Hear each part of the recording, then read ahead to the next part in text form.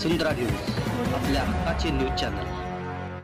धरण पाणलोट क्षेत्रात पडत असलेल्या मुसळधार पावसामुळे सध्या कोल्हापूर जिल्ह्यात सर्वच नद्यांनी आपापली पात्र बाहेर सोडलेलं आहे। त्यामुळे आपण कोल्हापूर जिल्ह्यातील पंचगंगा असेल, वारणा असेल, सर्वच नद्या बाहेर आलेल्या आहेत। आपण इचलकरंजीमध्ये आहोत। इचलकरंजीमध्ये सध्या पंचगंगा नदी पातळी 56 फुटावर गेलेली आहे। आज आपण या ठिकाणी बघतो की इचलकरंजी महानगरपालिका आपत्ती व्यवस्थापनाच्या अंतर्गत इचलकरंजी महानगरपालिकेच्या वतीने या ठिकाणी बंदोबस्त लावण्यात आलेला आहे। या ठिकाणी कोणताही अनुचित प्रकार घडू नये म्हणून काल रात्रीपासून इचलकरंजी पंचगंगा नदीवरील जुना पूल वाहतुकीसाठी बंद करण्यात आला आहे। या ठिकाणी आपण बघत आहोत की सध्या इचलकरंजी पंचगंगा नदीचं पाणी पातळी आपण सध्या झपाट्याने वाढताना इथं दिसत आहे।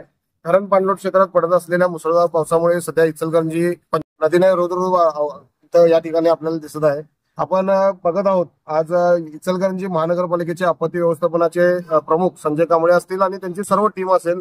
आज नदी पात्रामध्ये सगळीकडे त्यांचं बारकाईने लक्ष आहे। आपण वसुंधरा शक्ती न्यूज चॅनलच्या माध्यमातून इचलकरंजीकरांना आवाहन करतोय की या ठिकाणी आपण कोणताही या ठिकाणी सेल्फी घेण्यासाठी कोणीही आपण या ठिकाणी पुलावरती येऊ नये। आपण बघत आहोत सध्या इचलकरंजीची कशा पद्धतीने या ठिकाणी पाणी पातळी वाढत आहे।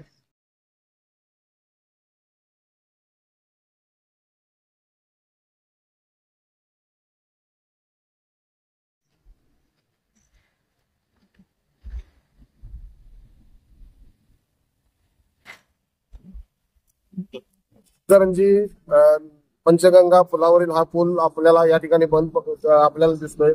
थोड्याच दिवसामध्ये उपरी रेंदाळ जाणारा हा मार्ग सुद्धा काही दिवसात बंद पडलेला आपल्याला दिसेल।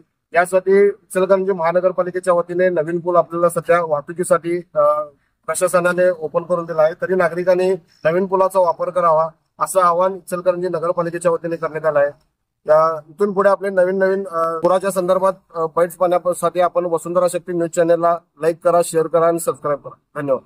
चॅनलला सबस्क्राईब करा आणि परिसरातील ताज्या घडामोडी सर्वात आधी बघण्यासाठी बेल आयकॉनला क्लिक करा।